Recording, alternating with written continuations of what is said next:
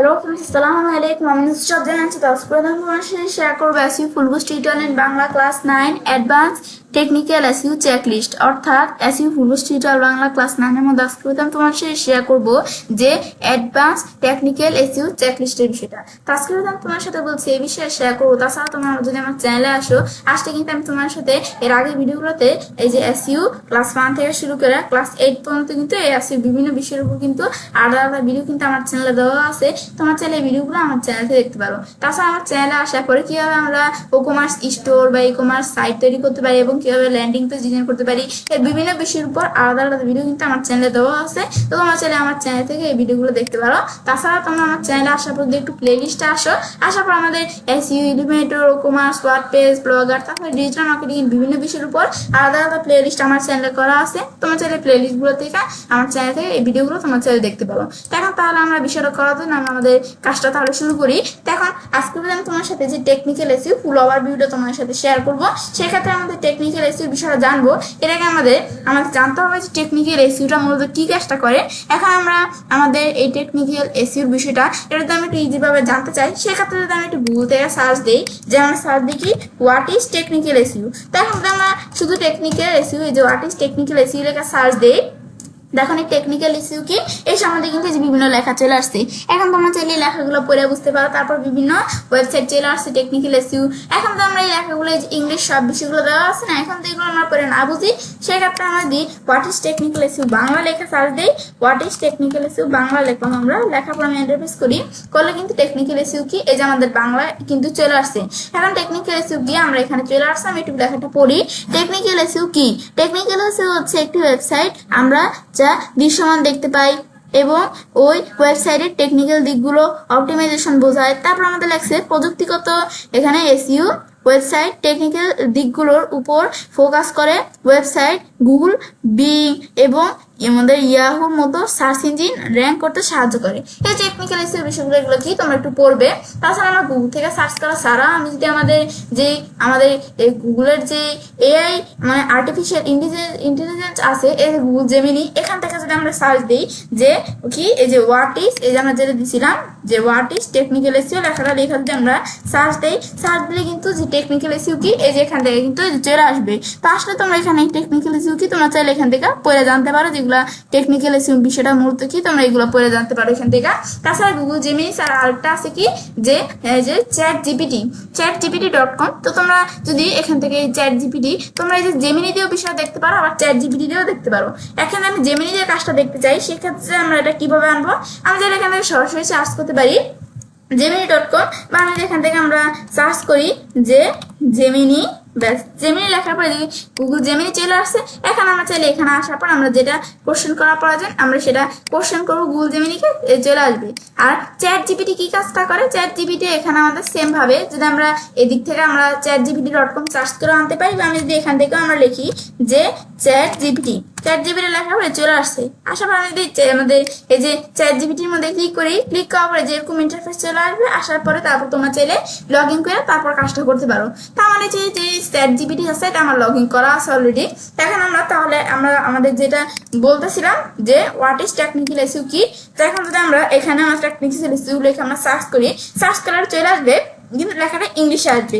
আমি যদি বাংলায় চাই, আমি যদি এখান থেকে লেখা দিই যে what is technical SU Bangla, ব্যাস লেখার পরে এখন আমাদের কিন্তু এই টেকনিক্যাল এসইউ কি বাংলা চলে আসছে। টেকনিক্যাল এসইউ হলো সার্চ ইঞ্জিন অপটিমাইজেশন, এই যে আমাদের এভাবে বিভিন্ন বিষয়গুলো চলে আসছে। তোমরা এই বিষয়গুলো একটু কিন্তু পড়লেই বুঝতে পারবে এখান থেকে।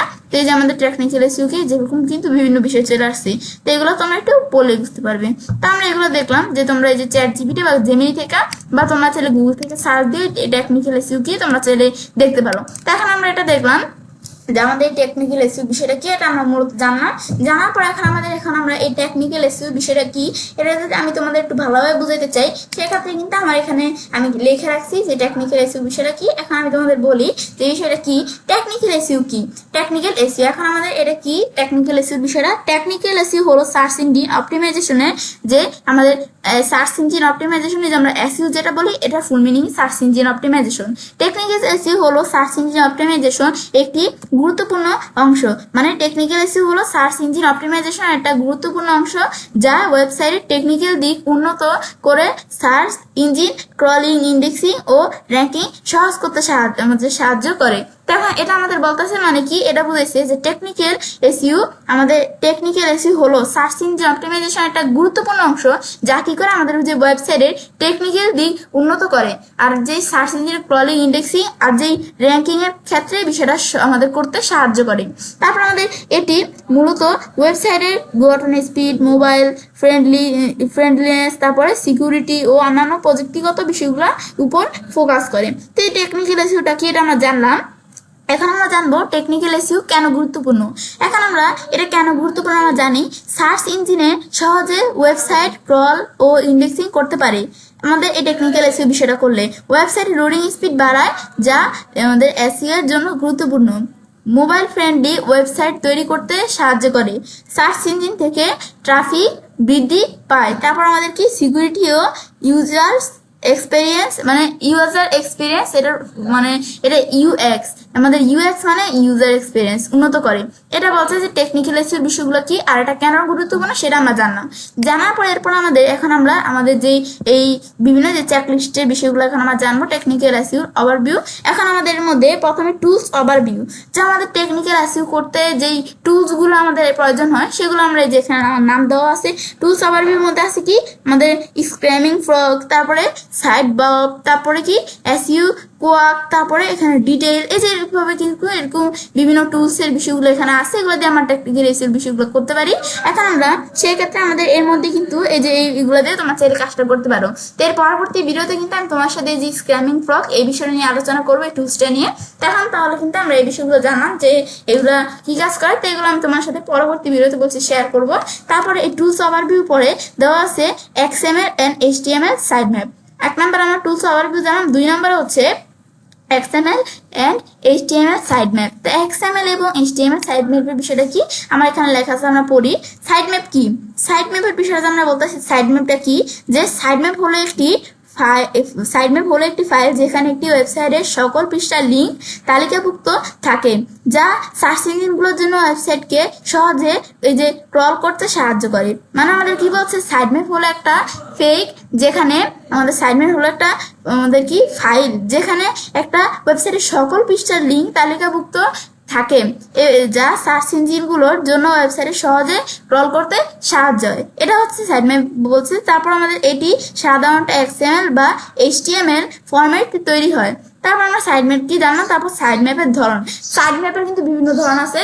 আমাদের সাইড ম্যাপের ধরনগুলো কি, যে আমাদের এই ধরনের মধ্যে কিন্তু আমরা জানলাম কি যে XML আর HTML এই ফরম্যাটগুলো দিয়ে বেশি তৈরি হয়, তার মানে সাধারণত এগুলো দিয়ে তৈরি হয়। তো এখন আমাদের সাইড ম্যাপের ধরনগুলো কি, XML সাইড ম্যাপ, এটি মূলত সার্চ ইঞ্জিনের জন্য তৈরি করা হয় এবং এতে ওয়েবসাইটের গুরুত্বপূর্ণ লিঙ্ক ও মেটাডাটা থাকে। তারপর বলছে যে HTML সাইড ম্যাপ, এটি ব্যবহারকারীদের জন্য তৈরি করা হয় যাতে তারা সহজে ওয়েবসাইটের বিভিন্ন পৃষ্ঠায় নেভিগেট করতে পারে। তারপর আমাদের আছে কি ইমেজ সাইড ম্যাপ, শুধুমাত্র ওয়েবসাইটের ছবিগুলো ইন্ডেক্সিং সহজ করার জন্য ব্যবহৃত হয়। তারপর আমাদের আছে ভিডিও সাইড ম্যাপ, ওয়েবসাইটের ভিডিও কন্টেন্ট সম্পর্কে তথ্য দিয়ে সার্চ ইঞ্জিনে সাহায্য করে। তারপর আছে নিউজ সাইড ম্যাপ, গুগল নিউজের জন্য ওয়েবসাইটের আপডেটেড সংবাদ ইন্ডেক্সিং সহজ করতে ব্যবহৃত হয়। তো আমরা জানলাম যে সাইড ম্যাপের যে ধরনগুলো। তারপর দেখছে যে সাইড ম্যাপ কেন গুরুত্বপূর্ণ। এই সাইড ম্যাপটা কেন গুরুত্বপূর্ণ এটা বলছে, সার্চ ইঞ্জিনে দ্রুত ওয়েবসাইট ইন্ডেক্স করতে সাহায্য করে। নতুন বা বড় ওয়েবসাইটের জন্য গুরুত্বপূর্ণ, যাতে সব পেজ সঠিকভাবে ইন্ডেক্স হয়। তারপর আমাদের কি, এই ওয়েবসাইটের এসইও আর সার্চ ইঞ্জিন অপটিমাইজেশন উন্নত করে। তারপরে আমাদের লাগছে যে বিভিন্ন মিডিয়া কন্টেন্ট, যেমন কি হতে পারে, ছবি, ভিডিও সঠিকভাবে গুগলে দেখতে সাহায্য করে। মানে আমরা সাইড ম্যাপ কেন গুরুত্বপূর্ণ এটা আমরা জানলাম, এই বিষয়গুলো জানলাম। তারপর বলছে আপনি যদি নিজের ওয়েবসাইটের জন্য একটি সাইড ম্যাপ তৈরি করতে চান, তবে এখানে কি, এই যে আমরা এখানে লেখছি কি, যে আপনি যদি নিজের ওয়েবসাইটের জন্য সাইড ম্যাপ তৈরি করতে চান, তবে ইউজড এসইও গুগল আমাদের XML সাইড ম্যাপ প্লাগইন বা স্ক্যামিং ফগের মতো টুল ব্যবহার করতে পারেন। এটা বলছে আমরা এগুলো জানলাম যে আমাদের সাইড ম্যাপের বিষয়গুলো এগুলো কি কাজ করে। ব্যাস এখন কিন্তু আমরা সাইড ম্যাপের বিষয়টা জানলাম। সাইড ম্যাপের পরে এরপর কি আমাদের দেওয়া আছে যে ব্রেড ক্রাম্বস। এখন আমাদের ব্রেড ক্রাম্বস এই বিষয়টা কি বলছে, এটা হচ্ছে যে যে ব্রেড ক্রাম্বের বিষয়টা কি। তো এখন আমাদের এই যে ব্রেড ক্রাম্ব কি, ব্রেড ক্রাম্ব হলো একটি নেভিগেশনাল এলিমেন্ট যা ব্যবহারকারীদের বর্তমান অবস্থান বুঝতে সাহায্য করে এবং সহজে পূর্ববর্তী পৃষ্ঠাগুলোতে ফিরে যেতে দেয়। এটি সাধারণত ওয়েবসাইটের উপর দিক হেডারে থাকে এবং home page category, sub category, বর্তমান পেজে মানে বর্তমান পেজ এই ধরনের লিঙ্ক স্ট্রাকচারে প্রদর্শিত হয়। যে এই ব্রেডক্রাম্ব কি এটা জানলাম আমরা। তারপরে ব্রেডক্রাম্বের ধরন, ব্রেডক্রাম্বের কিন্তু আবার বিভিন্ন ধরন আছে, বিভিন্ন ধরনের ব্রেডক্রাম্ব আছে। যেমন কি আমাদের কি এই যে আমাদের এখানে কি লেখছে হায়ারিক্যাল, আমাদের এটা কি লেখছে লেখাটা যে ব্রেডক্রাম্বের ধরনের পর লেখছে হায়ারিক্যাল। তো এখন হায়ারিক্যাল তারপর লেখছে বা লোকেশন বেসড এই যে তারপর লেখছে যে এই ব্রেডক্রাম্ব, তারপর লেখছে এটি ওয়েবসাইটের স্ট্রাকচার অনুযায়ী নেভিগেশন দেখায়। তো উদাহরণ কি কি নেভিগেশন গুলো দেখায়, তারপরে যে হোম, তারপর ইলেকট্রনিক্স, মোবাইল ফোন, স্যামসুং এগুলো বলছে। তারপর লাগছে আমাদের কি এট্রিবিউট বেসড, তারপর আমাদের এটা লাগছে ব্রেডক্রাম্বে কি কাজগুলো করে। তখন এই যে আমাদের কি লাগছে ই কমার্স সাইটে বিভিন্ন ফিল্টার বা এট্রিবিউট অনুযায়ী নেভিগেশন দেখানো হয়। উদাহরণ কি এখন কি নেভিগেশন গুলো দেখানো হয়, হোম, তারপরে মেন্স ফ্যাশন, শুজ, তারপরে ব্ল্যাক সাইজ আমাদের 42। তারপর আমাদের বলছে কি পাথ বেসড। এটা কি পাথ বেসড মানে হচ্ছে এই ব্রেডক্রাম্বের মধ্যে আমাদের এগুলো কি কাজগুলো করে, ব্যবহারকারী যেভাবে ওয়েবসাইটে বিভিন্ন পেজ ব্রাউজ করছেন সে অনুযায়ী লিঙ্ক দেখানো হয়। উদাহরণ কি কি বিষয়গুলো দেখানো হয়, যে হোম, তারপর আমাদের এই প্রিভিয়াস পেজ, কারেন্ট পেজ, এই বিষয়গুলো কাজগুলো করা হয়। তো এগুলো আমরা জানলাম যে আমাদের এই ব্রেডক্রাম্বস এর বিষয়গুলো আমাদের এগুলো কি কাজগুলো করে। আমাদের এই বিষয়ে জানার পরে এরপর আমরা জানবো যে ইউআরএল স্ট্রাকচারের বিষয়টা আমরা জানবো। এটা জানার পর 4 নাম্বার দেওয়া আছে ইউআরএল স্ট্রাকচার। এটা আমাদের ইউআরএল স্ট্রাকচারটা কি এখন জানবো যে ইউআরএল স্ট্রাকচার কি। দেখেন আমাদের ইউআরএল এর ফুল মিনিং কিন্তু আমাদের কি ইউনিফর্ম রিসোর্স লোকেটর। তারপর আমাদের লেখছে আমাদের এই যে ইউআরএল মানে এই যে ইউনিফর্ম রিসোর্স লোকেটর আছে, এটা কি লেখছে ইউআরএল ইউনিফর্ম আমাদের কি রিসোর্স লোকেটর হলো একটি ওয়েব ঠিকানা যা নির্দিষ্ট একটি ওয়েব পেজ বা রিসোর্সের অবস্থান নির্দেশ করে। এটা কি কাজ করে আমরা জানলাম। তারপর ইউআরএল স্ট্রাকচার বলতে বোঝায় বিভিন্ন ইউআরএল গঠন করা হয় যাতে এটি ব্যবহারকারী এবং সার্চ ইঞ্জিন উভয়ের জন্য সহজবোধ্য ও এসইও ফ্রেন্ডলি হয়। তারপর লেখছি একটি আদর্শ ইউআরএল এর উদাহরণস্বরূপ, মানে একটা আদর্শ ইউআরএল যে উদাহরণস্বরূপ নিচে এখানে দেওয়া আছে কি একটি সাধারণ ইউআরএল নিম্নলিখিত অংশগুলো নিয়ে গঠিত। প্রথম কি যে HTTPS মানে একটা আদর্শ ইউআরএল এর মধ্যে এই যে এই ইউআরএলটা আছে যে কি HTTPS, তারপরে যে এরকম কোলনের মতো দিয়ে স্ল্যাশ তারপরে www.example.com। এটা কিন্তু আমাদের কোনো সাইটের নাম না, মানে এটা আমাদের এক্সাম্পল দিয়ে বিষয়গুলো বুঝাইতেছে। example.com এটা এমনি দিছে যে তোমরা তোমাদের যে সাইট থাকবে সেই সাইটের নামটা কিন্তু এখানে থাকবে। এটা এখানে example.com, তারপর যে সাইটের ক্যাটাগরি, তারপর সাব ক্যাটাগরি, তারপর পেজ নেম, এই বিষয়গুলো এখানে থাকবে একটা আদর্শ ইউআরএল হিসেবে। তারপরে এগুলোর মধ্যে যে বিভিন্ন এই বিষয়গুলো থাকে এই যে HTTPS এটা কিন্তু একটা প্রটোকলস। এখন প্রটোকলসের মধ্যে HTTPS বা আমরা HTTPও বলতে পারি, তবে SEO ও নিরাপত্তার জন্য HTTPS ব্যবহার করা ভালো। HTTPS ও ব্যবহার করতে পারি, HTTP আমরা ব্যবহার করি অনেকে, কিন্তু এই আমাদের যে ওয়েবসাইটের নিরাপত্তার জন্য কিন্তু HTTPS ব্যবহার করা ভালো এই প্রটোকলসটা। তারপর আমাদের লেখছে কি আমাদের এই যে আমাদের সাবডোমেনটা কি এই যে www যেটা, তারপর আমরা এটা আমাদের সাবডোমেন বিষয়গুলো www, তারপর লাগছে কখনো এটি ব্লগ example.com মানে ব্লগ ডট, তারপর আমাদের সাইটের নাম এখানে থাকবে blog.example.com এর মতো ভিন্ন হতে পারে। এই বিষয়টা আমার এখানে বলছে, এগুলো কি বিষয়গুলো এখানে লেখা আছে কিন্তু। তারপর আমাদের লাগছে যে পাথ কোনটা, এই যে আমাদের যে category, sub category, page name, এগুলো হচ্ছে পাথ, এই সবগুলো পাথ। এখন পাথের মধ্যে যে ক্যাটাগরি, সাব ক্যাটাগরি, যে পেজ নেম এখানে দেখাচ্ছে। তারপর লাগছে যে ওয়েবসাইটের নির্দিষ্ট পেজের ঠিকানা, এটা আমাদের বলছে। তারপর আমাদের যে ওয়েবসাইটের নির্দিষ্ট কোনো পেজের ঠিকানা হচ্ছে এই পাথের বিষয়টা কাজটা করে। তারপর আমাদের লিখছে কি আমাদের এরপর লাগছে আমাদের প্যারামিটার্সের বিষয়টা কি কাজটা করে। এটা আমাদের অনেক ওয়েবসাইটের মধ্যে এই যে এরকম থাকে, এরকম কিন্তু থাকে অনেক ওয়েবসাইটের মধ্যে দেখি অনেক সময়। তো এখন আমাদের এখানে প্যারামিটার্স মানে হচ্ছে ঐচ্ছিক, এই যে বলতেছে বিষয়টা। এখন আমাদের এই যে লেখাটা লেখা আছে ডাইনামিক কন্টেন্ট বা কি ট্রেকিং এর জন্য ব্যবহৃত হয়। এই যে এই আমাদের কি প্যারামিটার্স এর বিষয়টা যে ঐচ্ছিক এই বিষয়টা ব্যবহৃত হয়। তারপর লাগছে যে আমাদের রোবোটিক্স, এটা আমরা পরে দেখবো। এখন কিন্তু আমরা জানলাম কি যে আমাদের এই যে ইউআরএল স্ট্রাকচার এটা কি। এখন জানবো যে আমরা 5 নাম্বার যে robot.txt এই বিষয়টা। এখন এই robot.txt কি, এখন আমাদের robot.txt কি। robot.txt হলো একটি আমাদের কি টেক্সট ফাইল যা ওয়েবসাইটের রুট ডিরেক্টরিতে থাকে এবং সার্চ ইঞ্জিনের ওয়েব ক্রলারের মানে যে বোস, তারপরে যে দেখাচ্ছে কি ওয়েব ক্রলার কি মানে বটস অথবা স্পাইডার, যে ওয়েব ক্রলার থাকে এটা আমরা বটস অথবা স্পাইডারও বলতে পারি। আমাদের এর জন্য কি এখানে জন্য নির্দেশ দেয় কোনো পৃষ্ঠাগুলো ক্রল করা যাবে এবং কোনগুলো করা যাবে না। তারপর আমাদের লাগছে এটি মূলত এসইও ও ওয়েবসাইটের নিরাপদ রক্ষার জন্য ব্যবহৃত হয়। এই বিষয়টা robot.txt বিষয়টা। এখন robot.txt এই বিষয়টা নিয়ে এটা কিন্তু একটা ফাইল, এটা নিয়ে আমি তোমার সাথে পরবর্তী অন্য কোনো ভিডিওতে শেয়ার করব। এখন তারপর আমাদের লাগছে robot.txt ফাইলের গঠনটা কেমন, মানে robot.txt ফাইলটা থাকবে এটা কেমন হতে পারে এটা আমাদের এখানে দেওয়া আছে এই robot.txt ফাইলের বিষয়টা। এখন আমরা এই robot.txt ফাইলটা কোন জায়গায়, যে robot.txt ফাইলের গঠন একটি সাধারণ robot.txt ফাইল নিচের মতো হয়। এই নিচে যে বিষয়গুলো লেখা আছে এটা সাধারণ টেক্সট ফাইল কিন্তু এমন হয় যে কি ইউজার এজেন্ট এখানে থাকে, যে ইউজার্সের যে এজেন্ট এখানে কিন্তু থাকে। এগুলো আমাদের এক্সাম্পল দিয়ে বুঝাইছি, কিন্তু তোমাদের যে ইউজার্স এজেন্ট, তারপরে কোনটা ডিজালাউ, তারপরে আমাদের কি এই যে ডিজালাউ বিষয়গুলো কোনগুলো থাকবে, তারপরে অ্যালাউ থাকবে বিষয়গুলো, সাইড ম্যাপে যে বিষয়গুলো থাকবে এগুলো আমাদের দেখাচ্ছে। যেগুলো আমার এখানে একটা যে সাধারণ robot.txt ফাইল কিন্তু থাকবে সেটা বলতেছে এখানে। তারপরে ইউজার এজেন্টের মধ্যে কোন সার্চ ইঞ্জিন বটের জন্য নির্দেশনা দেওয়া হয়েছে, এমন আমাদের গুগল বট, বিং বট, মানে আমাদের যে কোন সার্চ ইঞ্জিনের বটের জন্য নির্দেশনা দেওয়া হয়েছে সেটা আমাদের এখানে দিতে হবে। যেমন আমাদের এক্সাম্পল দেওয়া আছে গুগল বট বা বিং বট, এগুলো আমাদের দেখাই দিতে হবে। তারপর আমাদের ডিজালাও মানে কি, মানে ইউজার্স এজেন্টটা আমরা জানলাম যে কোন সার্চ ইঞ্জিন বটের জন্য আমাদের কি দেওয়া হয়েছে এখানে নির্দেশনা দেওয়া হয়েছে সেটা এখানে থাকবে। এটা আমাদের স্টার্ট দিয়ে এমনি বুঝেছে। তারপর আমাদের এরকম তারপর ডিজালাও মধ্যে কি থাকবে, যে বিষয়গুলো আমাদের ডিজালাও থাকবে, যে পেজগুলো ডিজালাও থাকবে আমাদের।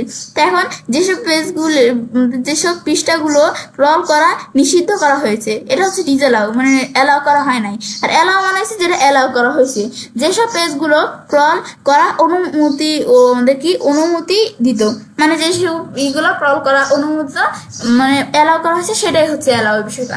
তারপর আমাদের এখানে আমরা লিখে দিব যে কোন বিষয়গুলো। তারপর লাগছে যে কি সাইড ম্যাপের মধ্যে ওয়েবসাইটে XML সাইড ম্যাপের অবস্থা আমাদের কি ওয়েবসাইটের সাইড ম্যাপের অবস্থান উল্লেখ করা হয়, যা সার্চ ইঞ্জিনকে ওয়েবসাইট ভালোভাবে ইন্ডেক্স করতে সাহায্য করে। এই সেটা আমাদের এখানে বলছে যে আমাদের robot.txt ফাইলের বিষয়টা। তারপর আমাদের এখানে কি লাগছে যে robot.txt ফাইলের ব্যবহার, এগুলো আমাদের এখানে বলতে যে আমাদের robot.txt ফাইলের ব্যবহারের বিষয়টা এখানে বলছে যে গোপনীয় বা ব্যক্তিগত পৃষ্ঠাগুলো ব্লক করতে, যেমন অ্যাডমিন প্যানেল, তারপরে লগইন পেজ, প্রাইভেট কন্টেন্ট, মানে আমাদের এই বিষয়গুলো বলতেছে রোবটের ফাইলের ব্যবহারটা বলতেছে যে গোপনীয় বা ব্যক্তিগত যেই পৃষ্ঠাগুলো কি করতে ব্লক করতে, যেমন কি অ্যাডমিন প্যানেল বা এই যে লগইন পেজ বা প্রাইভেট কন্টেন্ট এই বিষয়গুলো। তারপরে আমাদের কি লাগছে যে ডুপ্লিকেট কন্টেন্ট ইন্ডেক্সিং প্রতিরোধ করতে, কি একাধিক ইউআরএল এর কারণে ডুপ্লিকেট কন্টেন্ট ইস্যু, এছাড়া আমাদের এখানে কি ডুপ্লিকেট কন্টেন্ট ইস্যু এড়াতে সাহায্য করে। তারপর সার্ভার লোড কমাতে, অপ্রয়োজনীয় পেজগুলো কলিং বন্ধ করে সার্ভারের উপর চাপ কমানো যায়। তো এগুলো বলতেছে বিষয়গুলা। তারপর আরেকটা আছে কি সার্চ ইঞ্জিন কলারদের আমাদের কি গাইড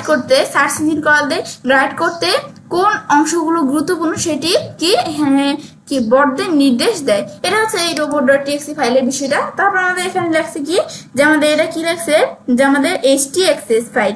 htaccess ফাইলের বিষয়টা কি, এটাও কিন্তু একটা ফাইল, htaccess ফাইল এটার নাম। তো htaccess ফাইল কি, এখন আমাদের এটা বলছে যে htaccess মানে কি, এই যে হাইপার টেক্সট এক্সেস, মানে এই htaccess এটার ফুল মিনিং হচ্ছে হাইপার টেক্সট এক্সেস।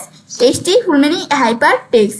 তারপর লেখছে কি হাইপার টেক্সট এক্সেস, যে আমাদের HTS মানে হাইপার টেক্সট এক্সেস হলো একটি কনফিগারেশন ফাইল যা কি এখানে অ্যাপেস ওয়েব সার্ভারে ব্যবহৃত হয়। তো এখন তারপর লেখছে এটি ওয়েবসাইটের সিকিউরিটি, এখানে কি রিডাইরেকশন, তারপরে লেখছে যে ক্যাশিং, তারপরে পার্মালিঙ্ক, তারপরে এখানে কি লেখছে যে পাসওয়ার্ড প্রটেক্ট ইত্যাদি নিয়ন্ত্রণ করতে সাহায্য করে। তারপর আমাদের এখানে লেখছে এই ফাইলটি সাধারণত ওয়েবসাইটের রুট ডিরেক্টরিতে, মানে যে এটা লেখছে যে এরকম দেখাইতেছে পাবলিক, তারপর এরকম আমাদের আন্ডারস্কোর দিয়ে HTML বা www তারপরে কি ফোল্ডারে রাখা হয়। এই বিষয়টা বলছে যে আমাদের htaccess ফাইলের বিষয়টা কি। তারপরে এটার পরে দেখছে যে htaccess ফাইলের কাজ কি, এটা বলছে যে htaccess ফাইলটা যে থাকবে এটার কাজটা কি, ইউআরএল ডিরেকশন। যে আমাদের এখানে যে 301 302 মানে 100 301 তারপরে 200 আমাদের কি 302 এই রিডাইরেক্টস এর বিষয়গুলা, পুরাতন ইউআরএল থেকে নতুন ইউআরএল এ এখানে কি রিডাইরেক্ট করতে ব্যবহৃত হয় htaccess ফাইলের বিষয়টা। তারপরে যে উদাহরণস্বরূপ কেমন যে রিডাইরেক্ট যেরকম উদাহরণস্বরূপ দেখাইছে, তো এগুলো তোমরা একটু জানলে বিষয়গুলো হয়ে যায়। তো এগুলো আমরা জানলাম যেগুলো কি কাজগুলো করে। তো এগুলো জানার পরে তারপর আমরা কিন্তু এখন এই যে htaccess ফাইলের বিষয়টা জানলাম, এখন আমরা জানবো যে রিডাইরেকশনের বিষয়টা, যেমন এই যে আমাদের যে 301 302 বা 307 আছে, অনেকগুলোই কিন্তু এই রিডাইরেকশনের বিষয়গুলো আছে, কিন্তু আমরা এর মধ্যে এই বিষয়গুলো জানবো। তো এখন আমাদের এর ভিতরে কি রিডাইরেকশন কি আমরা প্রথমে জানি যে রিডাইরেকশন হলো একটি প্রযুক্তি বা ব্যবহারকারীদের ওয়েবসাইটের এক ইউআরএল থেকে অন্য ইউআরএল এ পাঠানোর জন্য ব্যবহৃত হয়। এটি মূলত ইস্যু ওয়েবসাইট, তারপর কি এই যে মেইন এসইও ওয়েবসাইট মেইনটেন্স এবং লিঙ্ক আপডেট করার জন্য ব্যবহৃত হয়। উদাহরণস্বরূপ কি যদি কেউ wordpage.com ডিজিটাল করে তাকে newpage.com এ স্বয়ংক্রিয়ভাবে পাঠানো যায়, ডিলিট করা যায়। এটা আমাদের বিষয়টা বলছে। দেখো ডিটেকশনের প্রকারভেদগুলো এখানে দেখাইছে যে 301 যে 301 এটা রিডাইরেক্টের বিষয়টা কি, এটা হচ্ছে পার্মানেন্ট মানে স্থায়ী ডিরেকশন।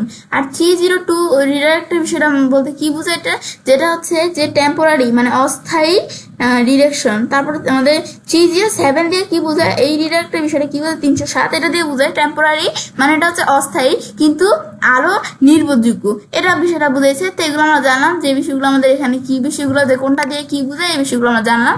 জানার পরে এরপর আমরা এই বিষয়টা তো আমরা জানলাম যে রিডাইরেকশনের বিষয়টা কি। তারপর আমরা জানবো যে SSL অথবা যে আমাদের কি HTTPS আর HTTP এর বিষয়টা, এগুলো কি এগুলো আমরা জানবো যে এই আমাদের 8 নম্বরের মধ্যে। এখন আমাদের SSL HTTPS এবং আমাদের কি HTTP কি আমাদের তো এটা কি আমরা একটু জানি। আপনার ওয়েবসাইটের নিরাপত্তা ও SEO এর জন্য SSL ও HTTPS অত্যন্ত গুরুত্বপূর্ণ। আসুন HTTPS এবং SSL সম্পর্কে বিস্তারিত জানি। এখন আমাদের এই মধ্যে HTTP তা এখন হাইপার টেক্সট ট্রান্সফার প্রটোকল। তো এই HTTP মানে হচ্ছে কি আমাদের হাইপার টেক্সট ট্রান্সফার প্রটোকল কি, এটা কি আমাদের এটা হচ্ছে যে HTTP hyper text transfer protocol হলো ওয়েবসাইট ও ব্রাউজারের মধ্যে ডেটা আদান প্রদানের একটি মাধ্যম।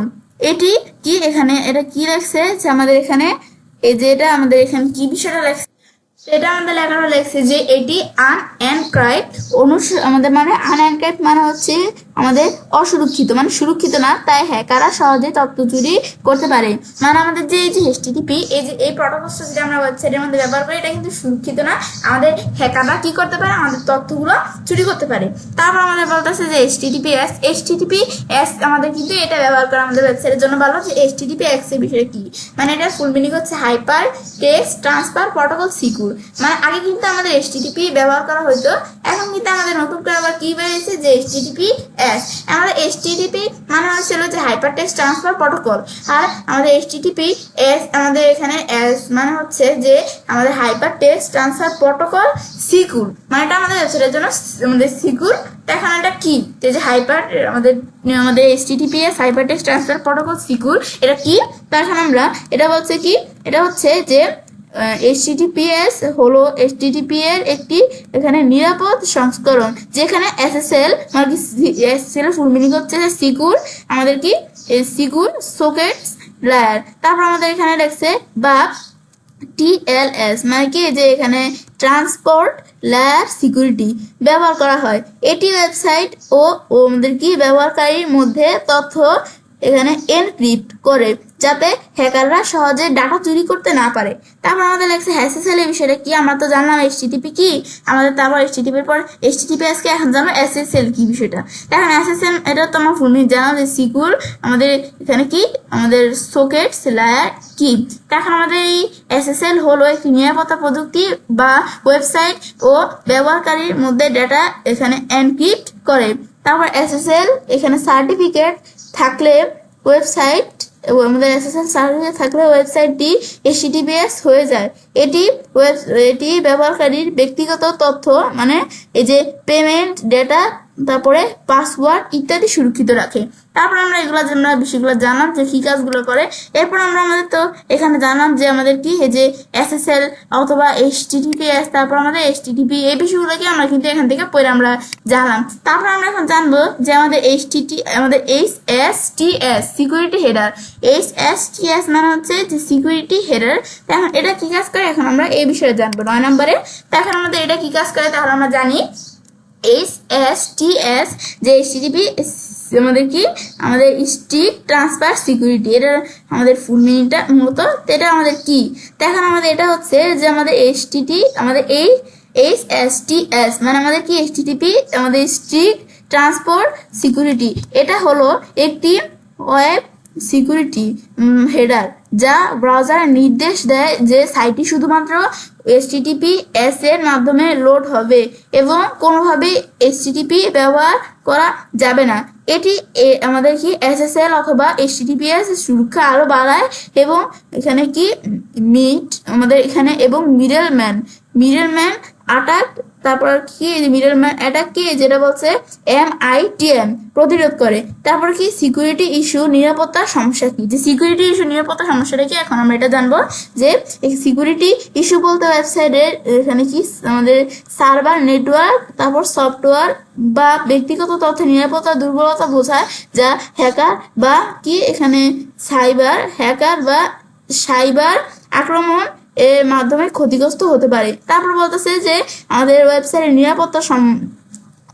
নিরাপত্তা সমস্যাগুলো সাধারণত ডেটা চুরি, ভাইরাস সংক্রামক, তারপরে কি DDoS এখন আমাদের আক্রমণ। তারপর আমাদের কি লিখছে এই DDoS তারপর আক্রমণ, তারপর কি ফিশিং, তারপর SQL এখানে আমাদের ইনজেকশন ইত্যাদি আমাদের কি অন্তর্ভুক্ত করে। এই বিষয়গুলো বলছে আমাদের বিষয়গুলো। তারপর আমরা এগুলো জানার পরে এরপর আমরা এগুলো জানাম। তারপর 10 নম্বরে কি যে সিকিউরিটি ইস্যু, এই বিষয়গুলো আমরা যখন জানলাম যে এইগুলো আমাদের কি, এখন আমরা এই বিষয়গুলো আমরা এখানে জেনে ফেললাম। এখন আমরা আমাদের যে বলতেছি যে সিকিউরিটি ইস্যু, এখন এই সিকিউরিটি ইস্যুর বিষয়টা কি এটা কিন্তু আমরা অলরেডি এখানে পড়লাম। এখন সিকিউরিটি ইস্যু আমরা তো এটা জানলাম এগুলো কি বিষয়গুলো কাজগুলো করে। তারপর আমাদের 11 নম্বরে দেওয়া আছে যে আমাদের 404 ইরর ফিক্সিং তারপর ব্রোকেন লিঙ্ক। এটা আমাদের কি বলছে যে আমাদের এখানে কি এই 404 ইরর ফিশিং অথবা ব্রোকেন লিঙ্কের বিষয়টা কি বলছে যে 404 এরর কি। আমাদের এটা জানতে হবে প্রথমে 404 এরর হলো একটি HTTP আমাদের স্ট্যাটাস কোড যা দেখায় যখন কোনো ওয়েব পেজ পাওয়া যায় না। এর মানে হলো ব্যবহারকারীরা যে লিঙ্কটি ডিজিট করতে চাচ্ছেন সেটি ওয়েবসাইটে এখানে কি উপস্থিত নেই বা মুছে ফেলা হয়েছে। এই বিষয়টা আমার বলতেছে এই 404 এরর কি, তারপরে ব্রোকেন লিঙ্ক কি, এই যে 404 এরর অথবা ব্রোকেন লিঙ্ক এই বিষয়টা আমরা বলছি জানবো। এটা কি 404 এরর কি এটা আমরা জানার। এখন ব্রোকেন লিঙ্ক কি, ব্রোকেন লিঙ্ক বা ভাঙ্গা লিঙ্ক, মানে এটা ব্রোকেন লিঙ্ক ইংলিশে, বাংলা ভাঙ্গা লিঙ্কও বলতে পারি। যে ব্রোকেন লিঙ্ক বা ভাঙ্গা লিঙ্ক হলো এমন একটি ইউআরএল যা কাজ করে না এবং ব্যবহারকারীকে 404 এরর দেখায়। এটি সাধারণত ওয়েবসাইটে ভুল ইউআরএল, ডিলিট করা পেজ বা সার্ভার সমস্যার কারণে হতে পারে, এই বিষয়টা বলছে। তারপর আমাদের এরপরে এখানে আমরা এগুলো জানলাম। তারপর দেওয়া আছে কি যে 4xx এরর, 4xx এরর 12 নম্বর, এটা কি বলছে দেখেন আমাদের এই 4xx এরর কি, 4xx এরর হলো HTTP এখানে স্ট্যাটাস কোডের একটি ক্যাটাগরি যা দেখায় যখন ক্লায়েন্ট আর কি ব্যবহারকারী এর অনুরোধ কোনো সমস্যা থাকে, অর্থাৎ যখন কেউ কোনো ওয়েবসাইট বা ওয়েব পেজ অ্যাক্সেস করার চেষ্টা করে কিন্তু সার্ভার অনুরোধটি ওখানে কি সফল প্রক্রিয়া করতে পারে না, তখন 4xx সিরিজ এর এরর দেখা যায়। তারপর বলছে কি যে প্রধান 4xx এরর ও তাদের কারণ কি, এই যে 400 আমরা এই যে আমাদের এই 4xx এরর মধ্যে এই যে এই 400 ব্যাড রিকোয়েস্ট, এটা দিয়ে কি বোঝায় ব্যবহারকারী অনুরোধ রিকোয়েস্ট কোনো ভুল বা প্রাসঙ্গিক থাকলে এই এরর দেখায়।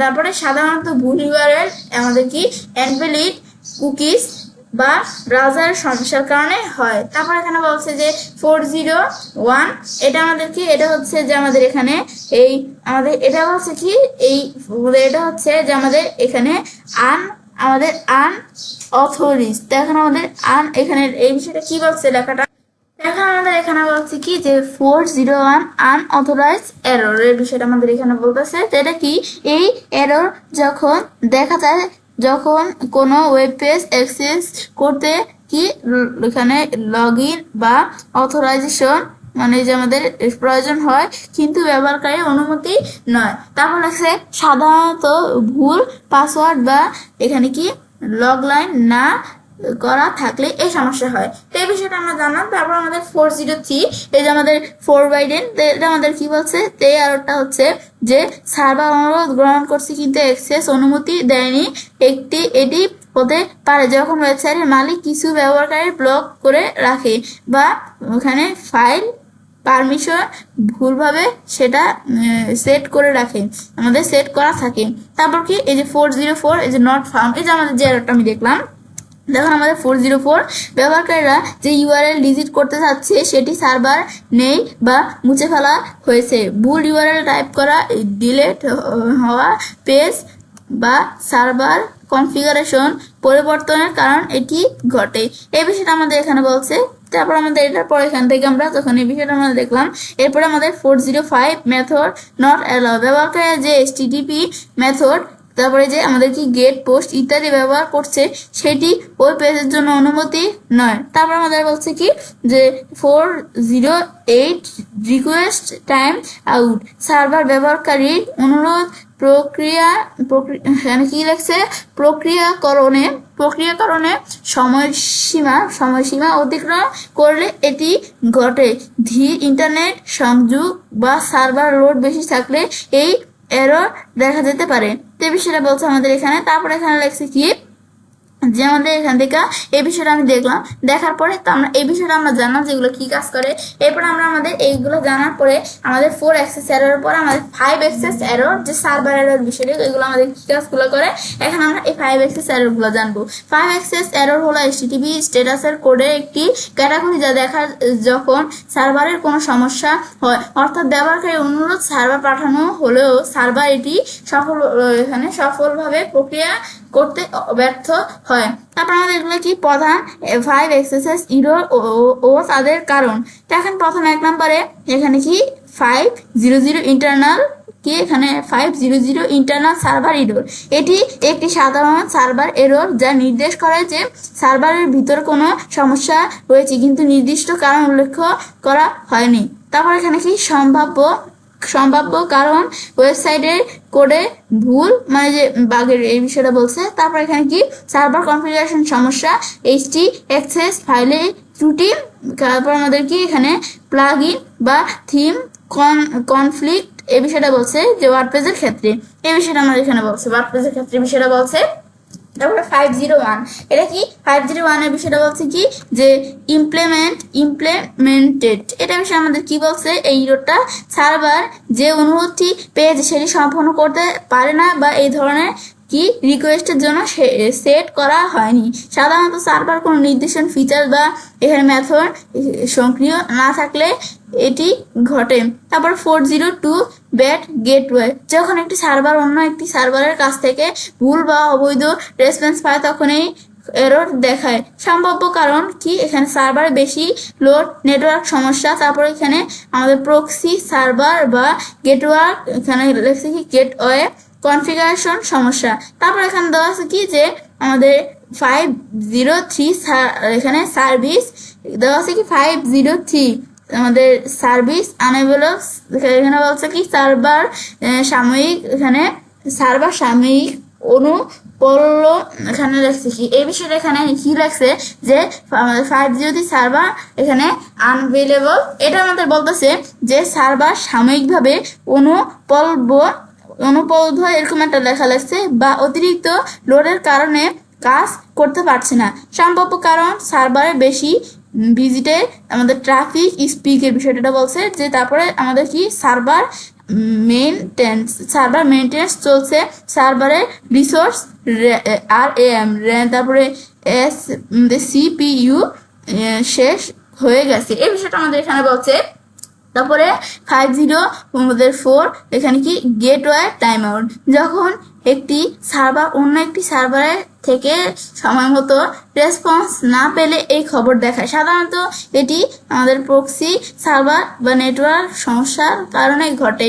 তারপর লেখছে 505 HTTP version not supported, server যে HTTP ভার্সন ব্যবহার করে সেটি অনুরোধ করা কি লাগছে কি ভার্সন সাপোর্ট করে না, এই বিষয়টা বলছে। তারপর কি লাগছে যে এই বিষয়টা আমরা জানলাম, জানার পরে এরপর আমাদের এখানে লাগছে কি এগুলো আমরা তো জানলাম। তারপরে 14 নম্বরে ক্রল বাজেটের বিষয়টা কি বলছে। ক্রল বাজেট কি, ক্রল বাজেট হলো গুগল বা অন্যান্য সার্চ ইঞ্জিন বট এবং গুগল বট একটি নির্দিষ্ট সময়ের মধ্যে কতগুলো পৃষ্ঠা আর কি পেজ স্ক্রল বা স্ক্যান করবে তার সীমা।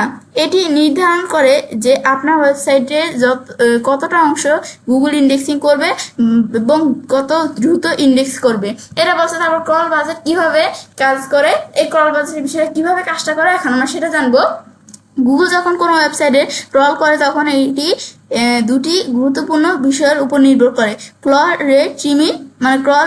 Rate limit.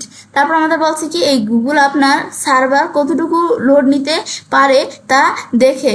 তারপর আমাদের কি যদি সার্ভার ধীরগতির হয় তাহলে ক্রলিং কমিয়ে দেয়, যদি সার্ভার ভালো পারফরমেন্স দেয় তাহলে গুগল বেশি ক্রল করতে পারে। তারপর লাগছে কি ক্রল আমাদের কি ডিমান্ড, এটা কি বলছে যে ক্রলের চাহিদা, ক্রল ডিমান্ড বিষয়টা কি বলছে যে গুগল দেখে আপনার ওয়েবসাইটে কোন পেজগুলি বেশি জনপ্রিয় বা গুরুত্বপূর্ণ, নতুন কন্টেন্ট আপডেট পেজ বা ট্রেডিং বিষয় থাকলে গুগল দ্রুত ক্রল করে, কম গুরুত্বপূর্ণ বা পুরানো পেজগুলি ক্রলিং কমিয়ে দেয়। তারপর বলছে কি এটা আমরা জানলাম বিষয়গুলো কি কাজ করে। এরপর আমরা এই বিষয়গুলো তো আমরা জানলাম, জানার পর এরপর আমাদের দেওয়া আছে যে রোবট মেটাট্যাক্স এর বিষয়টা এখানে কি বলছে।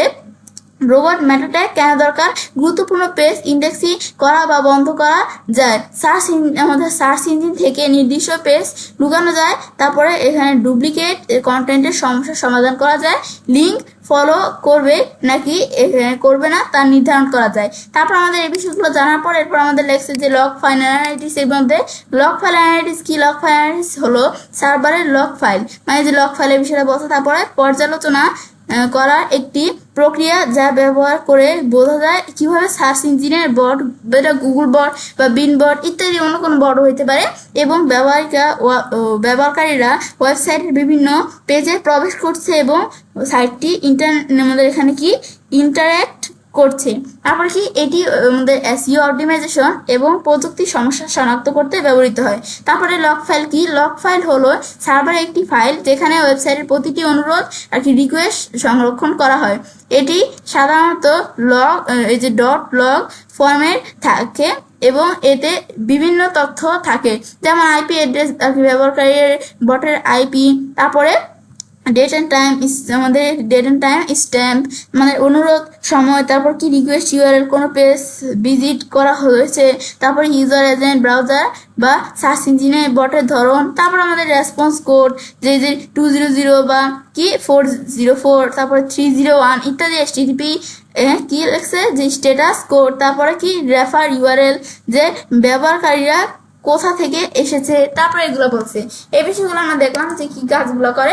এরপর দেওয়া আছে কি যে আমাদের এই বিষয়গুলো তো আমরা জানলামই, যারপর দেওয়া আছে যে আমাদের এখানে আমাদের কি আমাদের এই লেখাটা আমাদের এটা কি লিখছে, এখন আমাদের এই লেখাটা এখানে লেখছে যে ক্যানোনিক্যাল ট্যাগ। এখন এই ক্যানোনিক্যাল ট্যাগের বিষয়টা কি এটা আমরা জানি। ক্যানোনিক্যাল ট্যাগ হলো একটি HTML ট্যাগ যা সার্চ ইঞ্জিনে জানায় কোনো ইউআরএলটি আসল না প্রাথমিক মানে এখানে সংরক্ষণ। তারপরে এটি মূলত ডুপ্লিকেট কন্টেন্ট সমস্যার সমাধান এখানে মানে সমস্যার সমাধান করতে আমাদের সমস্যার সমাধান করতে হবে, বিষয়টা যে সমস্যার সমাধান করতে ব্যবহৃত হয় এবং সার্চ ইঞ্জিনকে নির্দেশ করে কোনো ইউআরএলটি ইন্ডেক্স করতে হবে। তারপরে এখানে কি এই যে ক্যানোনিক্যাল ট্যাগ কেন দরকার, ডুপ্লিকেট কন্টেন্ট সমস্যার সমাধান। একই ধরনের কন্টেন্ট যদি একাধিক ইউআরএল থাকে তাহলে গুগল বুঝতে পারে না কোনটা আসল। আমাদের তারপরে কি লাগছে যে এসইউ স্কোর রক্ষা করে, ভুল ইউআরএল ইন্ডেক্স হলে র্যাঙ্কিং কমে যেতে পারে। তারপরে লাগছে কি যে লিঙ্ক জুস, এখানে কি লাগছে লিঙ্ক জুস কনসোলিডেট। তারপর আমাদের এখানে লাগছে কি আমাদের কনসোলিডেটের পর লাগছে কনসোলিডেট করা। তারপর এখানে আমরা ক্যানোনিক্যাল ট্যাগ ব্যবহার করে বিভিন্ন এখানে লাগছে কি বিভিন্ন ইউআরএল লিঙ্ক ভ্যালু মূল পেজে চলে যায়। তারপর দেখার পর আমাদের এরপর আমরা এই বিষয়ে জানলাম। তারপর দেওয়া আছে কি যে আমাদের পেজিনেশনের বিষয়টা এখানে লেখছে। পেজিনেশন কি বিষয়টা কাজটা করে, পেজিনেশন হলো একটি কৌশল বা প্রক্রিয়া যার মাধ্যমে বড় পরিমাণের ডেটা বা কন্টেন্টকে একাধিক পৃষ্ঠায় বিভক্ত করা হয়। এটি সাধারণত ওয়েবসাইটে বই, তারপর ডাটাবেস অথবা কোনো তালিকা ভিত্তিক কন্টেন্ট আমাদের প্রদর্শনের ক্ষেত্রে ব্যবহৃত হয়। পেজিনেশনের সুবিধার বিষয়টা বলছে যে ডেটা লোডিং উন্নত করে, একসাথে অনেক ডেটা লোড না করে ধাপে ধাপে লোড করা যায়, ফলে ওয়েবসাইট বা আমাদের অ্যাপ দ্রুত লোড হয়। তারপর ইউজার্স এক্সপিরিয়েন্স ভালো রাখে, ব্যবহারকারী সহজেই প্রয়োজনীয় তথ্য খুঁজে পেতে পারে।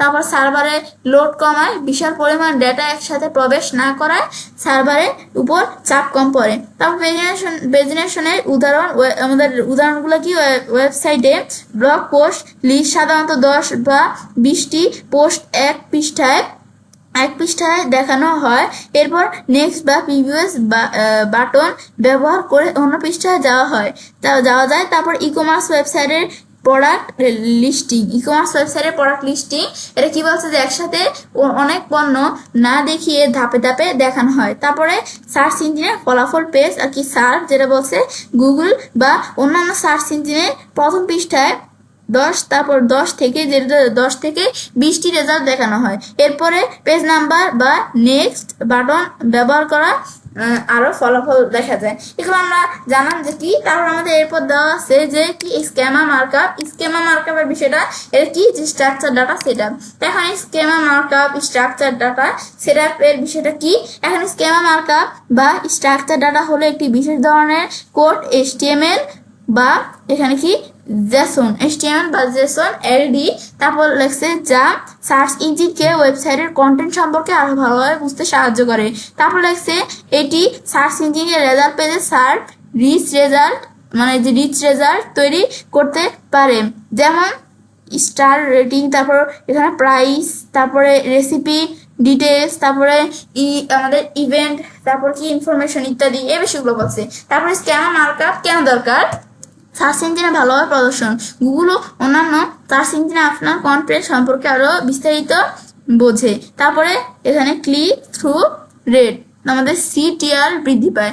তারপর আমাদের এখান থেকে এটার পরে যে CTR পরে এরপর আমাদের লেখছে এই বিষয়টা কি কাজ করে, আমাদের এখানে রিচ রেজাল্ট থাকলে ব্যবহারকারীরা বেশি ক্লিক করে। তারপরে এখানে লেখছে যে SEO উন্নত করে, স্ক্যামার ব্যবহার করে ওয়েব পেজ সার্চ ইঞ্জিনের কাছে আরো আকর্ষণীয় হয়ে ওঠে। গুগলের রিচ ফিচার্স এই যে রিচ স্নিপস, আমাদের কি লেখছে গুগলের যে রিচ ফিচার্স বা এই যে রিচ থাকবে এই যে পাওয়ার সুযোগ, যেমন FAQ, তারপর আমাদের লাগছে কি রিভিউ ভিডিও কার্ড ইত্যাদি। এগুলো আমরা জানলাম কি কাজগুলো করে। এরপর আমাদের এগুলোর পর দেওয়া হচ্ছে open graph data setup. Open graph data সেটআপের বিষয়টা কি রাখছে যে open graph data setup. Open graph মানে এই যে ওজির ফুল মিনিং হচ্ছে ওপেন গ্রাফ। ডাটা হলো ফেসবুক, টুইটার, লিঙ্কডইন ইত্যাদি সোশ্যাল মিডিয়া প্ল্যাটফর্মের লিঙ্ক শেয়ারের সময় সুন্দর প্রিভিউ দেখানোর জন্য ব্যবহৃত মেটা ট্যাগের একটি সেটআপ। তারপর বলছে যে কেন ওপেন গ্রাফ ব্যবহার করবেন। ওয়েবসাইটে শেয়ার করার সময় সুন্দর থাম্বনেল, তারপরে কি আমাদের টাইটেল ও বিবরণ দেখায়। তারপরে এখানে লেখছে কি ক্লিক থ্রু রেট মানে CTR বাড়ায়। তারপরে লেখছে যে SEO এবং সোশ্যাল শেয়ারিং এর সাথে উন্নত করে। তারপর আমরা এগুলো জানার পর এরপর আমরা এখান থেকে জানবো যে স্পিড অপটিমাইজেশন কি। তখন স্পিড অপটিমাইজেশন একটি ওয়েবসাইটের লোডিং টাইম কমানোর প্রক্রিয়া, যাতে একটি দ্রুত লোড হয় এবং ব্যবহারকারীরা ভালো অভিজ্ঞতা পায়। তারপরে এখানে লাগছে যে গুগল ও অন্যান্য সার্চ ইঞ্জিন ওয়েবসাইটের গতি, স্পিড, SEO র্যাঙ্কিং এর জন্য গুরুত্বপূর্ণ ফ্যাক্টর হিসেবে বিবেচনা করে। তারপর লাগছে যে ওয়েবসাইট স্পিড, আমাদের কি লাগছে ওয়েবসাইট স্পিড শো হলে কি সমস্যা হয়। ভিজিটার্স দ্রুত ওয়েবসাইট ছেড়ে চলে যায় মানে বাউন্স রেট বাড়ে।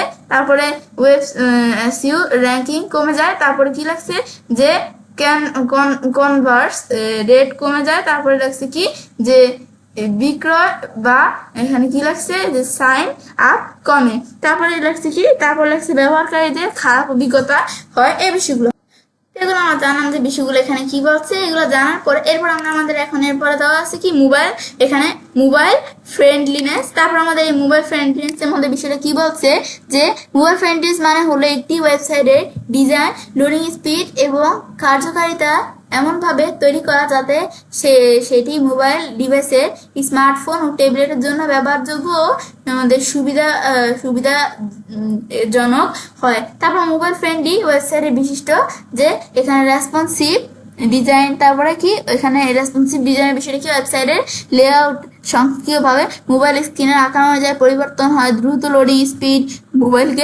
মোবাইলে এখানে ওয়েবসাইট দ্রুত লোড হয় যাতে ব্যবহারকারীদের অপেক্ষা করতে না হয়। তারপর কি সহজ নেভিগেশন মেনু, যেমন সহজ নেভিগেশন মেনু, বোতাম ও কন্টেন্ট সহজে দেখা ও ব্যবহার করা যায়। তারপর এখানে কি লাগছে পড়তে সুবিধাজনক টেক্সট, ছোট স্ক্রিনে টেক্সট ও বড় ও স্পষ্ট থাকে যাতে স্ক্রল বা জুম করা না লাগে। তারপর লাগছে কি যে এখানে এরপর লাগছে যে এই বিষয়টা কি লাগছে যে ক্লিকযোগ্য এলিমেন্ট। এখানে লাগছে কি লিঙ্ক ও বোতামগুলো যথেষ্ট বড় হয় যাতে সহজে ক্লিক করা যায়। তারপরে লেখছে যে কেন মোবাইল ফ্রেন্ডলি ওয়েবসাইট গুরুত্বপূর্ণ, যে SEO বা সার্চ র্যাঙ্কিং ভালো হয়, গুগলের মোবাইল ফ্রেন্ডলি ওয়েবসাইটকে অগ্রাধিকার দেয়। তারপরে লেখছে কি যে ব্যবহারকারীদের অভিজ্ঞতা উন্নত হয়। তারপর কি ভিজিটরসরা সহজেই ওয়েবসাইট মানে কি ব্রাউজ করতে পারে। তারপরে ব্রাউজ রেট কিন্তু বাড়া যাবে না, ওয়েবসাইটের মধ্যে ব্রাউজ রেট কমতে হবে। ব্রাউজ রেট কমে মোবাইল ইউজারদের দ্রুত ও সহজে তথ্য পেলে ওয়েবসাইট ছেড়ে যাওয়া কমে। তারপর এখানে ছেড়ে যাওয়ার হার কমে। তারপরে বিজনেস ও কনভার্স বাড়ে। মোবাইল ইউজার্সরা সহজেই প্রোডাক্ট কেনা বা ফর্ম পূরণ করতে পারে। যদি আপনার ওয়েবসাইটের মোবাইল ফ্রেন্ডলিনেস পরীক্ষা করতে চান তাহলে গুগল মোবাইল ফ্রেন্ডলি টেস্ট টুল ব্যবহার করতে পারেন। এই বিষয়টা আমাদের এখানে বলছে। তো এখন এটার পর আমাদের এই বিষয়গুলো আমরা জানলাম যে কি কাজগুলো করে। দেখুন এই বিষয়গুলো জানার পরে এখন যখন আমরা এটা জানলাম এরপর দেওয়া হচ্ছে AMP এর বিষয়টা কি কাজটা করে। AMP মানে হচ্ছে যে এখানে আমাদের এখানে এই বিষয়টা আমাদের মানে AMP এটার ফুল মিনিং কিন্তু আছে। এটার ফুল মিনিংটা হচ্ছে যে আমাদের এসিলেটেড মোবাইল পেজ। এখন আমাদের এসিলেটেড মোবাইল পেজটা কি, আমাদের AMP মানে এসিলেটেড মোবাইল পেজ হলো একটি আমাদের ওপেন সোর্স তারপরে ফ্রেমওয়ার্ক যা গুগল অন্যান্য কোম্পানি তৈরি করেছে যাতে ওয়েব পেজগুলো মোবাইলে দ্রুত লোড হয় এবং ব্যবহারকারীর অভিজ্ঞতা উন্নত হয়। এটি মূলত হালকা HTML, CSS ও সীমিত জাভাস্ক্রিপ্ট ব্যবহার করে ওয়েব পেজের লোডিং স্পিড বাড়ায়। তারপরে AMP এর সুবিধাসমূহ দ্রুত লোডিং। AMP ওয়েব পেজ সাধারণত ওয়েব পেজের তুলনায় 8 গুণ দ্রুত লোড হয়। তারপরে কি এখানে SEO best to Google AMP কাজগুলো আমাদের প্রাধান্য দেয়, তাই র্যাঙ্কিং উন্নত হয়। তারপর কি লিখছে যে কম ডাটা ব্যবহার। AMP পেজ কম ডাটা খরচ করে যা ধীরগতি ইন্টারনেট ব্যবহারকারীদের জন্য উপকারী। ভালো ইউজার্স এক্সপেরিয়েন্স, দ্রুত লোডিং এর কারণে ব্যবহারকারীরা ওয়েবসাইটে বেশি সময় কাটায়। তারপর বাউন্স রেট কমে। দীর্ঘদিন আমাদের কি লাগছে যে দীর্ঘটির ওয়েবসাইটে এখানে অনেকেই অপেক্ষা না করে চলে যায়, কিন্তু AMP ওয়েবসাইট দ্রুত লোড হওয়ায় বাউন্স রেট কমে যায়। এই বিষয়টা আমাদের বলছে। তারপরে এখানে সেগুলো করার পর তারপর লাগছে AIDA, এই যে আমাদের ডিসেবিলিটি। এই বিষয়টা আমাদের কি বলছে যে আমাদের এই AIDA মডেলের মার্কেটিং এবং বিজ্ঞাপনের ক্ষেত্রে একটি সুপরিচিত কাঠামো যা গ্রাহকের ক্রয় সিদ্ধান্ত নেওয়ার আমাদের কি এখানে লাগছে যে আমাদের প্রক্রিয়ার 4টি ধাপকে নির্দেশন করে। মনোযোগ মানে অ্যাটেনশন, আমাদের আগ্রহ মানে ইন্টারেস্ট, ইচ্ছা মানে ডেইজ, তারপরে লেখছি কি এবং ধর্ম আমাদের এবং কর্ম যে অ্যাকশন। তারপর লেখছে এই মডেলের কপি রাইটিং এবং কন্টেন্ট অপটিমাইজেশনে ব্যাপকভাবে ব্যবহৃত হয়, বিশেষ করে SEO এর ক্ষেত্রে যেখানে কার্যকর কন্টেন্ট তৈরি করে আমাদের বলছে কি যে ওয়েবসাইটের ট্রাফিক এবং র্যাঙ্কিং বৃদ্ধি করা যায়। প্রথম ধাপে মনোযোগ আকর্ষণ করা হয় আকর্ষণীয় শিরোনাম বা এখানে কি লাগছে ভিজুয়ালের মাধ্যমে। এরপর আগ্রহ জাগিয়ে তোলা হয় প্রাসঙ্গিক এবং মূল্যবান তথ্য প্রদান করে। তৃতীয় ধাপে ইচ্ছা সৃষ্টি করা হয় আমাদের কি লাগছে পণ্যের সুবিধা এবং আমাদের সমাধানগুলি তুলে ধরে। তারপর শেষে আমাদের আগ্রহ নির্দিষ্ট পদক্ষেপে নীতি উৎসাহিত করা হয়, যেমন কোন কেনাকাটা করা বা এখানে সাইন আপ করা। তারপরে বাংলাদেশে বিশেষ করে বাংলা ভাষাভাষী মার্কেটদের জন্য AIDA মডেলটি মডেলটি কন্টেন্ট কৌশল এবং SEO-তে সফলভাবে প্রয়োগ করা যেতে পারে। তারপর এখানে লাগছে কি যে সঠিকভাবে এই মডেলটি ব্যবহার করে ওয়েবসাইটের ভিজিটরসদের কার্যকরভাবে গ্রাহকে রূপান্তর করা সম্ভব। এরপর আমরা এটা জানলাম কি কাজটা করে। এরপর এরপর দেওয়া আছে কি যে আমাদের অরফান পেজ। এখন এটা কি কাজটা করে যে এই আমাদের অরফান পেজ, এটা লেখছে যে অরফান পেজ কি। এখন আমাদের অরফান পেজ হলো এমন একটি ওয়েব পেজ যা ওয়েবসাইটের অন্য কোনো পৃষ্ঠার সাথে এখানে কি লিঙ্কযুক্ত নয়, অর্থাৎ এই পেজে পৌঁছানোর জন্য ওয়েবসাইটের কোনো এখানে লেখছে কি ওয়েবসাইটে কোনো অভ্যন্তরীণ লিঙ্ক নেই, শুধুমাত্র সরাসরি URL এর মাধ্যমে এটি দেখা যায়। তারপর লাগছে যে অরফান পেজের সমস্যা। সমস্যাটা কি SEO এর জন্য খারাপ সার্চ ইঞ্জিন বট গুগল বট সহজে এই পেজটি খুঁজে পায় না, ফলে এটি ইন্ডেক্স করা নাও যেতে পারে। তারপরে লাগছে যে ইউজার্স এক্সপেরিয়েন্স খারাপ হয়, ব্যবহারকারীরা ওয়েবসাইটের মূল মেনু বা অন্যান্য পেজ থেকে এই পেজ যেতে পারে না, ওয়েবসাইটের কাঠামো দুর্বল হয়। তারপর লাগছে কি অরফান পেজ থাকার কারণে আমাদের ওয়েবসাইটের কাঠামো দুর্বল হয়, অরফান পেজ থাকার কারণে ওয়েবসাইটের লিঙ্ক স্ট্রাকচার দুর্বল হয়, যা কি লাগছে যা সার্চ ইঞ্জিনের জন্য কি নেতিবাচক প্রভাব ফেলে। এই বিষয়টা আমাদের এখানে বলছে যে এগুলো কি কাজগুলো করে সেটা বলছে। তা আমরা এটা জানলাম যে কি বিষয়গুলো কাজগুলো করে। এরপর লাগছে যে Google search console error fixing. যে Google search console error fixing মানে এই যে সমস্যাগুলো ও সমাধান। যে গুগল সার্চ কনসোল আমাদের কি এটা GSC, এটার ফুল মিনিং হচ্ছে গুগল সার্চ কনসোল হলো যে গুগলের একটি ফ্রি টুল যা ওয়েবসাইটের পারফরমেন্স পর্যবেক্ষণ ও অপটিমাইজেশনের জন্য ব্যবহৃত হয়। এতে বিভিন্ন ধরনের ত্রুটি ইরর্স দেখা যায়, যা দ্রুত ঠিক করা দরকার, যাতে এসইও এবং সার্চ র্যাঙ্কিং ভালো থাকে। তারপর সাধারণত গুগল সার্চ কনসোল ইরর ও সেগুলোর সমাধান। এটা কি লাগছে, এগুলোর সমাধানগুলো কি? ইন্ডেক্সিং ইরর, যে ইন্ডেক্সিং সমস্যা। আমাদের প্রথমে দেখছি কি, যে পেজ নট ইন্ডেক্স, তারপর পেজ ইন্ডেক্স হচ্ছে না। তারপর সমস্যার কারণ, পেজটি এখানে কি আমাদের নো ইন্ডেক্স ট্যাগ যুক্ত, তারপরে রোবট টেক্সটি ফাইল প্লেস ব্লক করছে, তারপরে গুগল বট প্রেস কল করতে পারছে না। তারপরে সমাধান কি?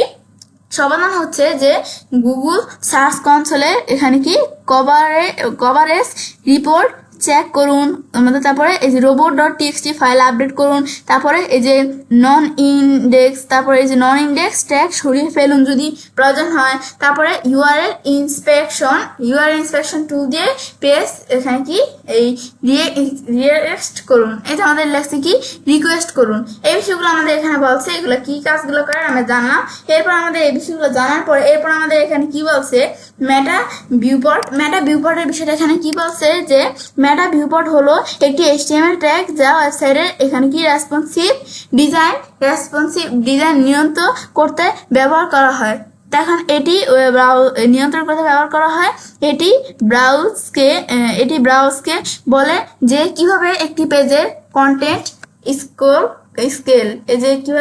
স্কেল করা হবে, বিশেষ করে মোবাইল ও ট্যাবলেট ডিভাইসে। তারপর এগুলো আমাদের মেটা ভিউপোর্ট ট্যাগের গঠনগুলো কিরকম দেখাচ্ছে। এই কোডটি ব্রাউজকে নির্দেশ করে যে কি এখানে ওয়েব পেজের প্রস্থ কি উইথ, যেটা আমরা বলি ডিভাইস স্ক্রিনের প্রস্থের সমান হবে। তারপর কি লিখছে, ইনিশিয়াল স্কেল কি হবে, যে 1.0 মানে ওয়েব পেজের প্রথমবার লোড, ফলে এখানে কি লাগছে, যে ওয়েবসাইট প্রথমবার লোড ফলে কি হবে, যে ওয়েবসাইট প্রথমবার লোড হলে যে আমাদের ডিফল্ট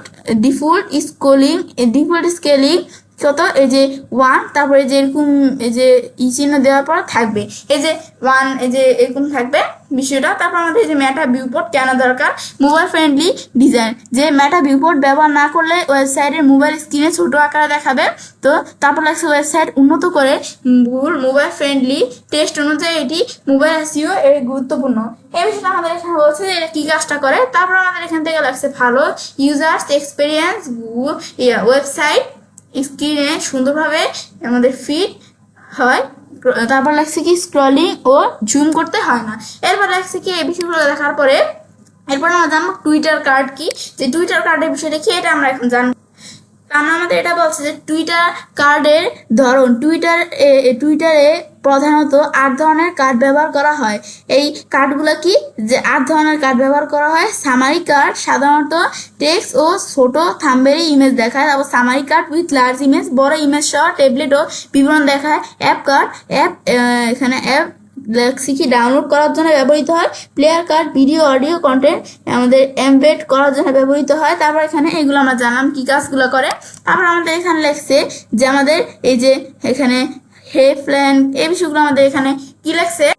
এখন আমাদের এখানে আমাদের এই লেখাটা কি লেখছে, যে আমাদের রেফলেং, এটা লেখছে যে রেফলেং ল্যাং এট্রিবিউট। তো এটা আমাদের কি বলছে আমরা একটু পড়ি এখান থেকে, যে রেফলেং ও ল্যাং এট্রিবিউট কি। রেফলেং এবং ল্যাং এট্রিবিউট দুটি ওয়েবসাইটের ভাষা ও কি ভৌগোলিক টার্গেটিং নির্ধারিত করতে ব্যবহার করা হয়। তারপর এটা আমাদের যে করা হয়, যে 1 নম্বরে কি দিছে বিষয়টা, যে এদিকে দিছে যে এই যে এখানে যেটা আমরা বললাম হেডলাইন, তারপর আমাদের এই যে অ্যাট্রিবিউটের বিষয়টা, এটা আমাদের কি কাজটা করে, যে আমাদের এই এসইও ও মাল্টি ল্যাঙ্গুয়েজ ওয়েবসাইটের জন্য এই যে এই বিষয়টা কি, এই যে এই মাল্টি রেট ওয়েবসাইটের জন্য। তারপর আমাদের এই যে আমাদের রেফলাইনের বিষয়টা কি, তো এটা আমাদের এটা বলছে যে রেফলাইন হলো একটি HTML অ্যাট্রিবিউট যা গুগলকে বলে দেয় যা একটি ওয়েব পেজে কোন ভাষা ও অঞ্চলের জন্য উপযুক্ত। এটি প্রধানত বহু ভাষার এখানে ওয়েবসাইটের জন্য ব্যবহৃত হয়। তারপর আমাদের এটা বলছে যে কেন আমাদের এই যে রেফারেন্স দরকার, তো এটা আমাদের কেন দরকার, তো এটা বলতেছে যে মাল্টি এখানে কি লেখছে মাল্টি ল্যাঙ্গুয়েজ, তারপরে কি লেখছে ওয়েবসাইটের জন্য সঠিক ভাষা সংস্করণ দেখাতে সাহায্য করে। গুগল ভুল দেশ বা ভাষা সংস্করণ না দেখিয়ে প্রাসঙ্গিক পেজ দেখায়। তারপর লেখছে যে এসইউতে ডুপ্লিকেট এখানে কন্টেন্ট ইস্যু এতে সাহায্য করে। এরপর এটার পর লেখছে কি বোস্ট কোড আমাদের ওয়েব ভিডিওস। এটা আমাদের কি লাগছে যে বোস্ট কোডের বিষয়টা কি লাগছে, বোস্ট কোড ওয়েব ভিডিওস এর মধ্যে লাগছে এই বাংলা বলতে এখানে কি লাগছে ওয়েবসাইটের পারফরমেন্স, ইউজার্স এক্সপেরিয়েন্স এবং এসইও উন্নত করার জন্য গুগলের নির্ধারিত কিছু প্রধান মেট্রিকের উপর ভিত্তি করে। তারপর লেখছে যে লার্জেস্ট, এখানে লেখছে কি largest content full page LCP। এটা বলছে ওয়েব পেজের প্রধান কন্টেন্টে কত এখানে কি আছে এই যে কত দ্রুত লোড হচ্ছে তা পরিমাপ করে। তারপর লেখছে ভালো স্কোর এখানে 2.5 সেকেন্ডের মধ্যে। তারপর লাগছে ফার্স্ট ইনপুট এই যে ডিলে এটা FID এটা বুঝাইছে। তারপর লাগছে ইন্টারাকশন টু নেক্সট পেজ, এটা লাগছে কি যে INP যে ইউজারদের প্রথম ইন্টারাকশন। এবং তারপর লাগছে কি ব্রাউজারের রেসপন্স টাইম পরিমাণ করে। ভালো স্কোর এই যে আমাদের লাগছে কি যে 100 মিলিসেকেন্ডের কম। তারপর এখানে এরপর আমাদের এই বিষয়ে দেখার পর লাগছে যে এই যে আমাদের কুমুলেটিভ এখানে লাগছে কি লেআউট শিফট, এটা কি লাগছে CLS। এটা আমাদের এটা লাগছে যে ওয়েব পেজ লোড হওয়ার সময় এখানে লিখছি কি এলিমেন্টগুলো আমাদের কতটা স্থির থাকে বা আমাদের আকস্মিক পরিবর্তন হয় তা নির্দেশ করে। ভালো স্কোর যে 0.1 এর নিচে। এই বিষয়গুলো যে আমাদের বলছে তা আমরা এই বিষয়গুলো জানলাম যে বিষয়গুলো আমরা কি কাজ করে। তখন কিন্তু আমরা এই যে এই বিষয়গুলো যে আমরা জানলাম তখন আমাদের এই যে এই আমাদের আজকে তোমার সাথে কি বিষয়গুলো শেয়ার করলাম যে টেকনিক্যাল এসির ওভারভিউ বিষয়গুলো। তখন আমরা এই বিষয়গুলো আমরা তো এই টেকনিক্যাল এসি ওভারভিউর মধ্যে এই বিষয়গুলো আমরা জানলাম যে এই যেরকম বিভিন্ন লিস্টের বিষয়গুলো। এখন আমরা জানবো যে the 15 best technical SEO tools for your business, আমাদের বিজনেসের জন্য যে বেস্ট 15টা টেকনিক্যাল এসইও টুলস এর বিষয়টা এখন আমরা জানবো। তো এটা বেস্ট ইগুলো কি যে টেকনিক্যাল আমাদের এই যে এসইও বেস্ট ইগুলো হচ্ছে যে এসইও চেকার, তারপরে এসইও গুগল অ্যানালাইটিক্স, তারপরে গুগল সার্চ কনসোল। তারপর 4 নম্বরে দেওয়া আছে কি যে স্ট্রেপস, তারপরে 5 নম্বরে আমাদের এখানে কি স্যামরাস, তারপরে US, তারপর আমাদের এসইও, তারপর লাগছে কি যে আমাদের এরপর লাগছে গুগল পেজ স্পিড ইনসাইট, তারপরে 8 নম্বরে হচ্ছে যে স্ক্যামিং ফ্রগ, তারপরে লাইট হাউস, তারপর আমাদের লাগছে যে ওয়েব পেজ টেস্ট, তারপরে জিটি মার্টিক্স, তারপরে যে পেজ স্পিড রিপোর্ট। এরপর 12 নম্বরে দিছি কি W3C কোড এখানে ভ্যালিডেটর, তারপরে এখানে 13 নম্বরে ম্যাজেস্টিক, তারপরে আমাদের ব্যারাকুডা প্লাগইন, আমাদের পেঙ্গুইন, তারপর লাগছে 15 নম্বরে সবার লাস্টে দিছে ওয়েব ডেভেলপার টুলবার, আমাদের এই বিষয়টা দিছে ওয়েব ডেভেলপার টুলবার। তো এগুলো আমরা জানাম যে বিষয়গুলো কি কাজগুলো করে। দেখো কিন্তু আজকে তোমার সাথে এই বিষয়গুলো শেয়ার করলাম। দেখো আমরা আমাদের এখানে এই আমাদের যে এই এসইও ফুল কোর্স টিউটরের এখানে আজকে তোমার সাথে কি বিষয় শেয়ার করলাম যে অ্যাডভান্স টেকনিক্যাল এসইও চেকলিস্টের বিষয়টা। দেখো কিন্তু এভাবে আমরা এই বিষয়টা করতে পারি, তো এভাবে চাইলে কাজটা করতে পারি। SEO full course tutorial Bangla class 9 এর মধ্যে আজকে আমি তোমার সাথে কি বিষয়ে শেয়ার করলাম অ্যাডভান্স এসইও চেকলিস্টের বিষয়টা। তো ফ্রেন্ডস আমার আজকের ভিডিও তোমাদের ভালো লেগেছে চ্যানেলটি সাবস্ক্রাইব লাইক করুন, সবার সাথে শেয়ার করবে।